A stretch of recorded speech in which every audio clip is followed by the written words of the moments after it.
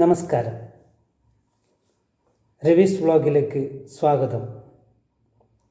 കേരളീയ ജനതയ്ക്ക് ആഗ്രഹമില്ല, അതുകൊണ്ട് ബഹുമാനപ്പെട്ട മന്ത്രി PM ശ്രീ അറബിക്കടലിൽ ചവിട്ടിത്താഴ്ത്തി അറബിക്കടൽ അറാൾക്കടൽ ഇല്ലാതായതുപോലെ അറാൾ ഡിസർട്ടായി തീർന്നതുപോലെ അറബിക്കടലിനെ അറബി ഡിസർട്ടായിട്ട് മാറ്റി തീർക്കരുത്.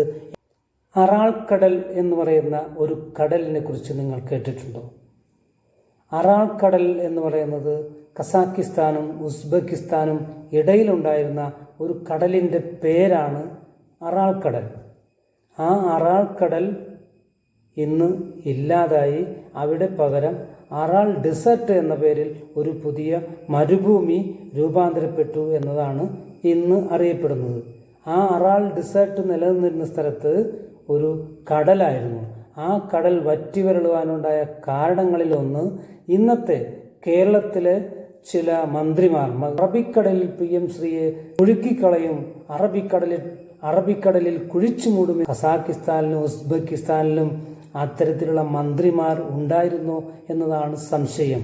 PM ശ്രീ നിങ്ങൾ അറബിക്കടലിൽ ചവിട്ടിത്താഴ്ത്തും എന്ന് പറഞ്ഞാൽ അറബിക്കടൽ അറാൾക്കടൽ പോലെ വറ്റി വരണ്ടു പോകും. അങ്ങനെ ഒരു ദുരന്തത്തിലേക്ക് അറബിക്കടലിനെ മാറ്റരുത് എന്ന ഒരു അഭ്യർത്ഥനയാണ് വിനീതമായി ഞങ്ങൾക്ക് നിങ്ങളോട് പറയുവാനുള്ളത്.